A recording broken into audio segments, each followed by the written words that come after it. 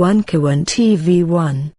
Melalui acara ini kita harapkan kita menuntut supaya baik itu Presiden, ya, Kapolri, penegak hukum, termasuk juga DPR, kami tuntut untuk tidak cuma bicara, tapi buktikan dengan kerja, action yang nyata, memulai kembali kasus ini, dan kita menuntut supaya pemerintah bersama Komnas HAM memulai penyelidikan kasus ini sesuai dengan undang-undang tentang pengadilan HAM, yaitu Undang-Undang Nomor 26 tahun 2000, di mana di sana tercantum tentang bahwa kejahatan yang terjadi adalah pelanggaran HAM berat sesuai dengan pasal 7 dan pasal 9 Undang-Undang 26 tahun 2000. Karena itu kami ingatkan kembali Presiden termasuk juga DPR supaya kasus pembantaian terhadap 6 pengawal HRS ini, pembantaian yang masuk dalam kategori pelanggaran HAM berat menurut Undang-Undang 26 tahun 2000 itu segera dituntaskan, dan mudah-mudahan ini bisa menjadi perhatian Pak Jokowi. Kita tidak merasa penting, ya, Pak Jokowi itu untuk terus bersuara tentang 3 periode, tapi perlakuan terhadap kami rakyat ini justru tidak adil, ya. Karena itu kita ingatkan jangan terus bicara 3 periode untuk memperpanjang masa jabatan, tapi ketidakadilan itu terus dijalankan, ya. Terima kasih Pak Dr. Marwan Batubara selaku koordinator TP3 yang sangat bertanggung jawab yang dibebankan amanah ini kepada beliau, ya, dari masyarakat, dari keluarga, dan beliau tadi menceritakan perjalanan di tengah-tengah itu dimulai sekitar bulan Maret, ya, 2021, dan mendapat janji-janji baik dari Menko Polhukam, dari Presiden, dan terakhir dari Bapak Kapolri untuk menuntaskan ini. Tetapi kita tahu bahwa tidak ada keseriusan untuk masalah itu. Dan kita bersyukur pada siang hari ini dihadiri oleh Bapak Desmond Mahesa. Beliau dari perlu diketahui kita dulu berharap dari DP3 terjadi ada RDP, rapat dengar pendapat dengan komisi. Itu tidak, walaupun kemarin sempat bertemu dengan fraksi PKS untuk membicarakan ini, tapi kita harap tetap ada tindak lanjut yang sangat serius dari DPR, dan kita ingin mendengarkan dari Bapak Desmond dalam persoalan masalah ini. Silakan Bapak Desmond. Bismillahirrahmanirrahim. Terima kasih. Assalamualaikum warahmatullahi wabarakatuh. Memulai dari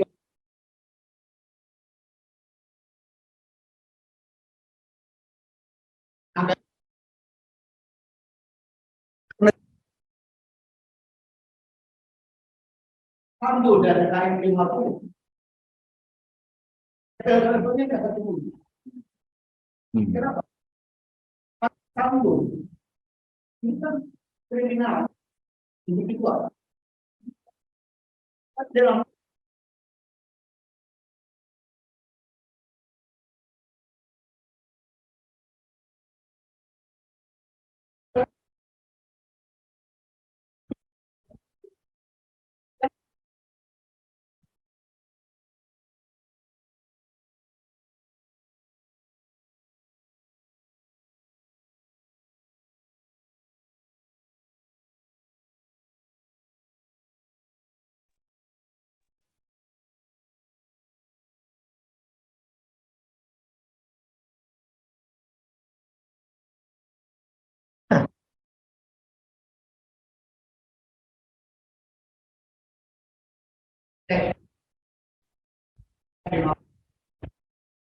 nuansanya berbeda. Yang saya bilang yang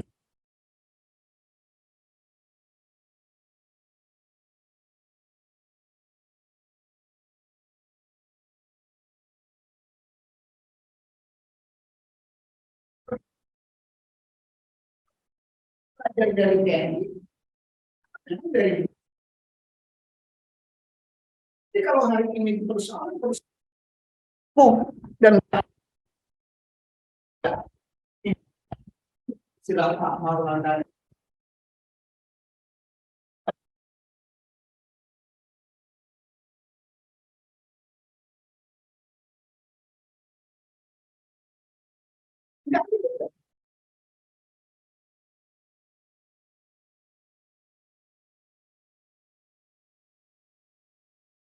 Hidup sementara itu isinya kekuasaan politik.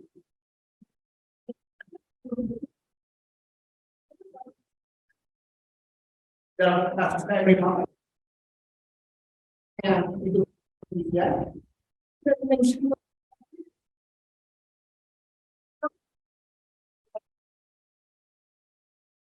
dalam rangka adalah kekuasaan politik. Ya, seperti yang kita rasakan sekarang, negara ini bukan negara hukum. Negara ini adalah negara kekuasaan. Kita bicara apa yang dibicarakan Bang Marwan tidak akan pernah ketemu. Kenapa? Karena hukum itu tidak pernah tegak, keadilan tidak pernah ada. Kenapa? Karena kekuatan institusionalnya tidak tersentuh. Jadi kalau kita hari ini bicara itu adalah politik oleh pemerintahnya untuk mendudukan negara hukum itu apa? Berarti perlu ke depan penataan pemerintahan untuk negara hukum yang lebih baik dengan perebutan demokrasi yang sementara ini kan tidak pertanggungjawaban. Misalnya tadi saya singgung tentang persoalan peradilan tidak pernah peradilan ada. Padahal direkomendasikan harus ada peradilan. Soeharto tidak tuntas. Pada pertanggungjawabannya adalah catatan waktu itu Undang-Undang Dasar adalah GBHN. Jokowi tidak ada parameter dia untuk bertanggung jawab. Suka-suka dia. Jadi kalau kita bicara tentang sistem ketetanggaraan kita, banyak hal yang harus kita perbaiki, termasuk institusi polisian, institusi TNI. Nilai untuk membangun Indonesia. Nah, ini adalah ya berharap pelanggaran HAM berat, berharap-harap yang cukup sama dalam pelanggaran HAM berat. Dulu ya TNI itu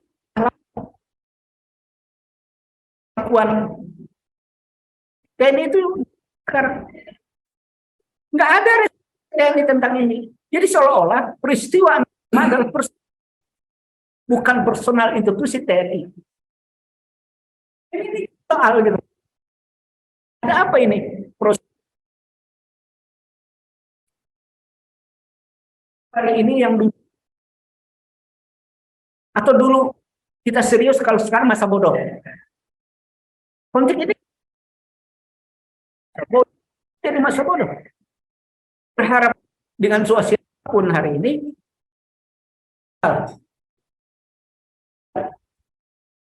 mana mungkin ada lebih maju. Kalau keterangan Kapolri begitu kita kejar. Tapi dalam RDP kalau Bapak-bapak lihat, saya tanyakan, selalu ingatkan. Ya.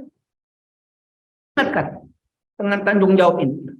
Karena saya mengingat ini kewajiban sebagai wakil rakyat. Responnya sama saja.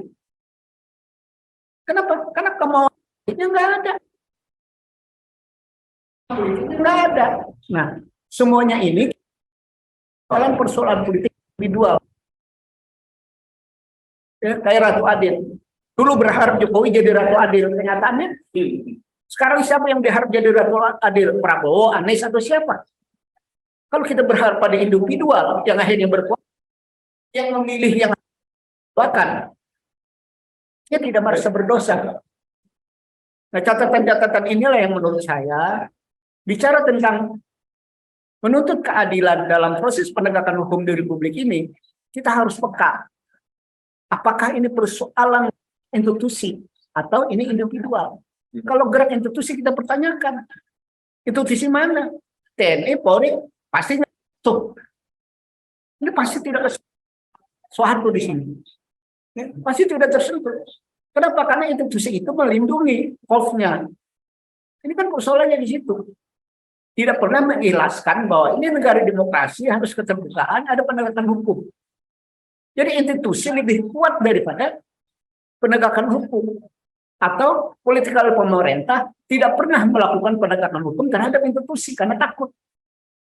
Takut apa sebenarnya? Kalau kita punya niat baik dalam rangka memperbaiki sistem penegakan hukum, sistem ketenegaraan kita menuju Indonesia lebih baik.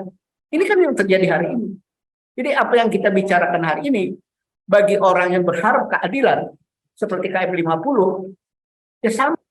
Seperti kalau korban penculikan, Talang Sari, ya banyak. Tidak akan pernah harapan itu tercapai. Kenapa?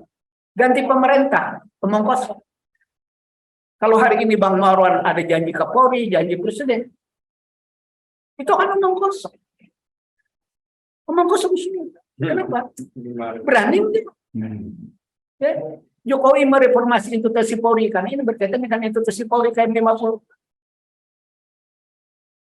Berani enggak? Atau memang polisi hari ini adalah jadi alat politik? Jangan-jangan KM 50 adalah alat politik kekuasaan Jokowi juga. Ya mana mungkin bisa jalan. Ini catatan dari saya untuk merespon hal-hal harap-harap cemas sebenarnya. Ya, harap-harap cemas. Kenapa harap-harap cemas? Ya kapan persoalan institusional ya mengikhlaskan untuk transparan agar Indonesia ini tidak terjebak pada hantu-hantu yang tidak bisa mendobrak institusional itu, institusional TNI, institusional Polri, termasuk institusional yang ada Pak Antoni, Dirjen Pajak aja, atau Menteri Keuangan aja, kayak lewat aja gitu loh persoalan ini. Padahal itu faktor penting dalam rangka pendapatan negara. Jadi nggak ada. Biasa-biasa saja. Habis ini berita biasa-biasa saja. Inilah yang terjadi hari ini menurut saya. Ini jadi penting nggak penegakan hukum? Nggak penting bagi kekuasaan politik yang bukan menegakkan hukum. Yang ada hari ini lucu-lucuan aja, hukum jadi alat untuk menekan. Habis itu hukum tidak jalan kalau kompromi. Kan ini udah terjadi juga dalam politik periode lalu. Jokowi Gang Bintang dipanggil, ya semua dipanggil. Pada saat proses pemilu nggak ada peradilan. Ini kan terjadi. Jadi ada hal yang luar biasa. Ini catatan dari saya. Kami di Komisi 3 semuanya sangat serius. Tapi informasinya terbatas. Plus kami melihat bahwa ada yang salah di Komnas HAM pada saat rekomendasi Bang Marwan. Rekomendasi itu kan harusnya pelanggaran HAM berat. Ya, mereka merekomendasikan tidak ada pelanggaran HAM berat. Apa yang diharap Bang Marwan tidak akan pernah ketemu kan? Kenapa? Karena memang institusi-institusi yang harusnya menegakkan hukum dan peraturan hari ini kan lemah. Ya, seolah-olah bahwa Komnas HAM takut dengan institusi atau personal orang yang hari ini menggerakkan peristiwa KM 50. Inilah yang terjadi hari ini. Demikian, terima kasih. Wassalamualaikum warahmatullahi wabarakatuh. Waalaikumsalam warahmatullahi wabarakatuh. Terima kasih sekali kepada Bapak Desmond Maesa yang telah memberikan penjelasan. Ternyata menurut beliau kasus KM 50 tidak akan segamblang dan semudah kasus Sambo. Karena kalau kasus Sambo ada masalah pribadi, bisa jadi KM 50 ini ada masalah institusi. Tetapi tentunya keharapan dari TP3 yang pernah akan diterima dengan Komisi 3 ada RDP, berharap sebenarnya Komisi 3 bisa memanggil Bapak Kapolri yang telah menjanjikan juga Bapak Kapolri akan silakan melanjutkan kasus ini kalau ada novum baru. Dan nampaknya para tim dan pengacara sudah banyak sekali persiapan-persiapan untuk itu, tapi sampai sekarang pun tidak terjadi itu. Nah mungkin kami minta Bapak Legend Soeharto yang hadir bisa untuk sedikit menanggapi dan menambahkan dari apa yang telah disampaikan Pak Desmond. Tentunya apa yang sudah disiapkan kami minta untuk disampaikan. Kami persilakan. Terima kasih.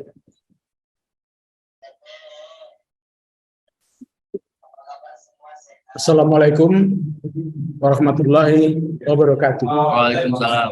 Waalaikumsalam warahmatullahi wabarakatuh. Saya hanya ingin menyampaikan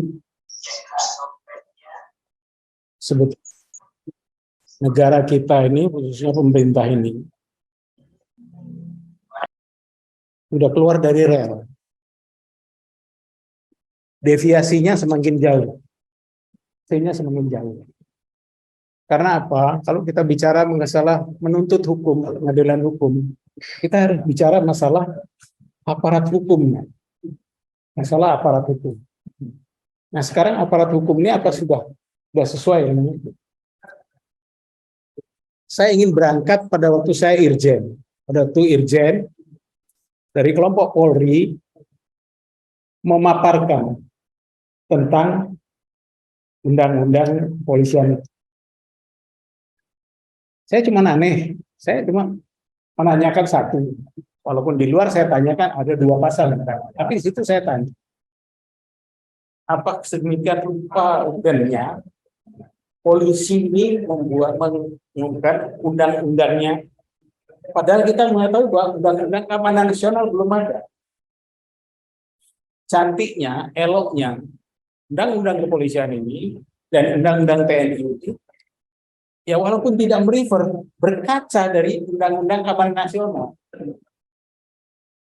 Nah ini saya lihat negara ini mengartikan keadaan nasional dan pertahanan itu sudah nggak benar. Pertahanan masuk ABRI, keamanan masuk polisi. Ini maaf, ini pendapat saya. Kalau salah ya itu nggak benar.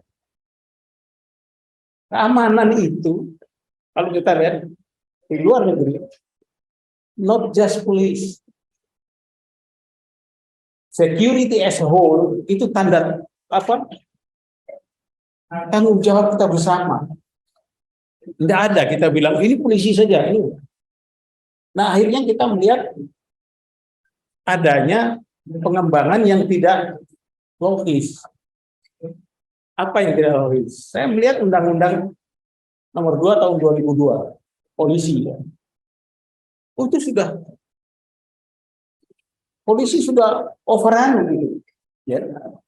Karena salah satu pasalnya katakan, saya lupa pasal berapa, polisi langsung di bawah presiden. Jujur kalau kita katakan kalau nanti ada sidang kabinet, Kapolri ikut sidang kabinet, Panglima TNI enggak, yang ikut Menhankam. Itu sudah nggak benar. Ini sudah nggak benar. Sama juga penanganan ini. Saya ikut berapa kali ya? 4 kali saya di tim bertempur di sana. Penanganan di Irian, ya Irian. Kenapa nggak selesai?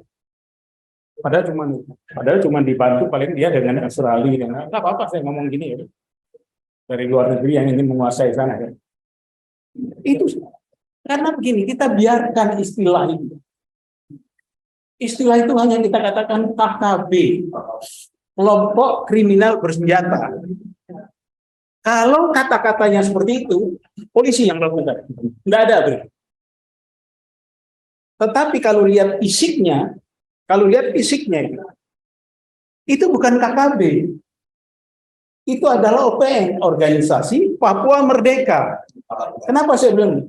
Lah dia sudah ada presidennya, sudah ada Panglima TNI-nya, sudah ada benderanya, punya lagunya, ya kan? Semuanya punya dasarnya. Loh kok bisa KKB? Akhirnya saya berpikir negative thinking. Oh kalau KKB ini nanti porsinya polisi. Larinya kalau polisi apa nih? Oh ini nanti anggarannya masuk di polisi.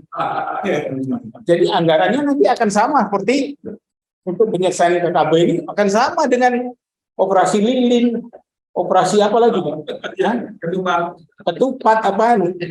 Ini nggak benar. Padahal polisi anggaran sudah bukan main besarnya. Anggaran polisi sama 3 TNI-nya sudah nggak sama, sudah gede sana. Apalagi ada apa itu? Kas 303 apa ya? Kaisar, jangan-jangan itu anggarannya atau duitnya lebih besar daripada anggaran itu untuk polisi aja. Kita nggak ke sana lagi, tapi mari kita tempatkan dengan benar. Saya sangat menggarisbawahi apa yang dikatakan oleh Kapolri waktu dia diangkat ke Polri. Saya akan membawa polisi pada presisi. Nah, itu yang saya garis besar. Saya tunggu betul itu. Karena kan sudah setahun lebih. Kan? Di benak saya, kalau polisi itu akan presisi, ya, maka Undang-Undang Nomor 2 2002 dirubah. Itu membuat polisi tidak presisi. Ya kan? Di dunia ini mana sih polisi langsung di bawah presiden? Ada kan? Terus kedua, mereka membentuk apa yang dikatakan democratic policy. Arahnya kemana? Saya belum baca, tapi secara scanning saya sudah tahu kemana arahnya. Ini supaya polisi digeret ke politik, gitu. Dan langkah pertama sudah saya rasakan, jadi Mendagri. Ya, terserah lah orang menilai apa, terus nanti saya mau disekolahkan sama dengan Pak Edi. Kekurangan saya sekolah dari Pak Edi ini sama Sinarko, saya kalau bicara, saya kurang satu. Saya sudah dari bawah sampai Lemhanas, saya sudah ikut. Cuma yang belum saya ikuti adalah Universitas di Barisbin. Saya belum masuk. Itu ya. Tapi ini saya ingin apa kan? Ingin saya tempatkan supaya inflasi ini jangan terlalu jauh. Polisi tempatkanlah secara benar. Ya. Kemudian HAM. Selalu kita untuk keadilan kita menuntut apa? Pelanggaran HAM, bukan pelanggaran HAM. Di Indonesia ini bukan cuma sekedar pelanggaran HAM. Di Indonesia ini yang dilanggar itu adalah justru poin kedua dari Pancasila. Hak asasi manusia, ya, hak ya kemanusiaan yang itu nggak ada. Nah ini ada Pak Desmond, mungkin saya juga usul Pak Desmond. Komnas HAM kita bukan Komnas HAM nanti itu. Kalau kita mau betul-betul bagus dunia akademik, Komnas kita ya Komnas HAM. Komnas kemanusiaan yang adil dan beradab. Itu lebih. Amerika tuh bukan kami pengen HAM apa belegeres kalau menurut saya. Kenapa? Dia serang habis-habisan Irak, dibunuh orang-orang itu, apa itu HAM? Nggak ada. Nyatanya sampai sekarang nggak ada nuklir di situ. Jadi kalau menurut saya satu, penyelenggaraan kita beragama ini semakin jauh deviasinya, semakin jauh. Nah, saya juga nggak tahu itu institusi saya di ABRI kok diam aja. Kalau saya jadi panglima operasi stop polisi, saya yang operasi. Ya, ini sana saya operasi. Kenapa? Saya mampu. Nah, saya sudah berapa kali di tim saya perang. Saya komandan batalion pendaratan di Aceh. Saya mampu. Saya katakan. Enggak usah polisi. Kenapa? Itu OPM, bukan KKB. Harus ada yang ngomong. Dan jangan setelah terjadi ketidakadilan ini, wah, semua kita tinggal tergantung kepada presiden. Enggak. Jangan. Apa kita mau dibohongi lagi? Iya kan? Jangan, kita harus terserah. Jangan diserahkan. Jangan. Dia kurang lengkap untuk memikir sampai dewasa, untuk memikir dengan benar itu. Jangan kita. Institusi itu harus perbaiki semua. Institusi. Saya nggak tahu kita punya utang begitu banyak. BUMN ada 124 BUMN. Nggak bisa.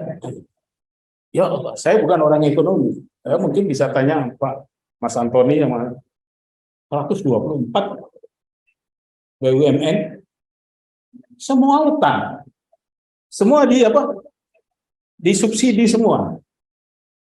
10.000 minimal itu triliun satu tahun. Kalau mau benahi yang benar. Iya kan? Garuda itu kalau kita naik, berebut masuk naik dan paling mahal, bisa tekor. Iya, karena apa? Karena sistem bernegara kita ini carut marut. Karena sistem bernegara kita ini deviasinya selalu terlalu jauh. Terlalu jauh.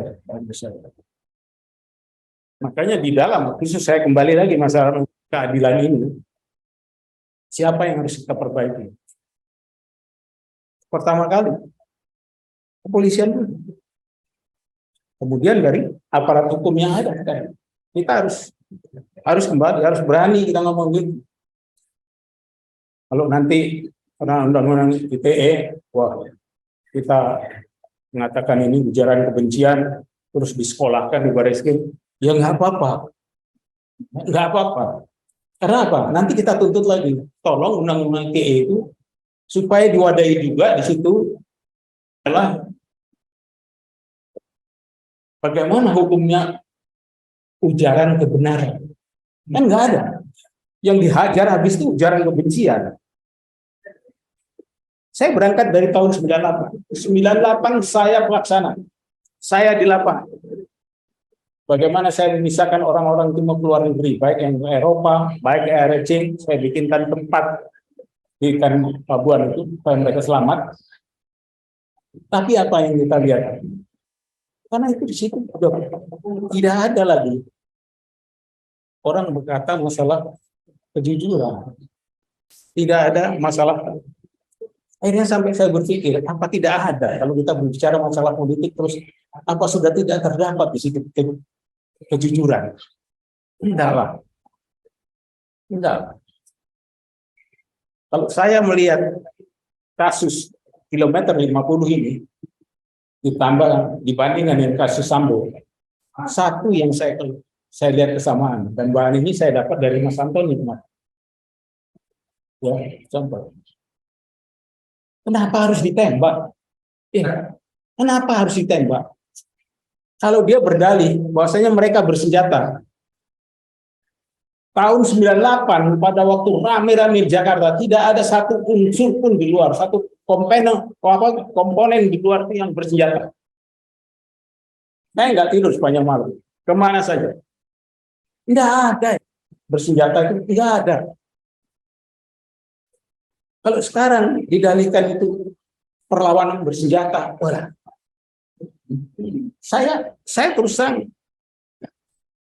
ya polisi itu, polisi yang benar. Siapa yang disuruh menembak siapa? Siapa itu yang ditembak? Brigade siapa itu? Ya, ditembak. Ya alasannya kan karena saya diperintah. Kalau di aparat hukum nggak ada kata diperintah itu. Kalau di ABRI komandannya bilang tembak dia. Iya, apa tembak? Tapi kalau di polisi enggak. Di polisi tinggi daripada perintah atasan. Ada perintah keadilan. Kenapa dia harus mengikuti perintah keadilan? Karena dia adalah aparat hukum. Jadi boleh membantah dia, boleh. Tapi karena situasi kehidupan daripada Polri itu sudah seperti TNI, sudah disenjatai seperti TNI, bahkan saya dengar ada membeli 8 kapal dengan meriam kaliber 20. Itu ngopo. Apa yang mau membayar rakyat? Nah. Jadi kalau menurut saya, apa yang dikatakan oleh Kapolri akan membawa polisi pada presisi. Saya cuma nunggu dua dirubah atau enggak undang-undang kepolisian, ubah atau enggak, atau ditiadakan sama sekali yang namanya democratic police. Itu saja. Nah ini tanggapan saya melihat dari kacamata saya sebagai tentara. Oleh karenanya saya bilang marilah kita sama-sama kita perbaiki. Jangan kita sandarkan, oh ini nanti sudah sampai ke sini kita terserah dengan presiden. Anda tidak salah. Kita dulu sudah salah milih. Yang kita kasih tidak ada kapasitas untuk itu. Biar saja saya mau ngomongin apa. Itu kebencian kah? ITE nanti bukan kebencian, tapi tidak. Saya mengatakan ini adalah kebenaran. Jadi, harus kita tata dari bawah lagi. Harus kita tata. Senjata itu. Negara maju, polisi itu tidak ada diberikan senjata yang otomatis. Nah, otomatis itu adalah senjata daripada kombatan. Non kombatan tidak seperti itu. Nah, di situ saya kira awal mula ke apa kita kesombongan institusi jadi tembak. Mari kita buktikan, ada enggak dia bersenjata? Saya yakin tidak ada. Ada. Tahun 98 lebih jumbuh daripada ini, lebih ramai dari ini. Tidak ada satupun senjata dua. Kalau sekarang ada senjata, saya meragukan itu. Saya meragukan itu.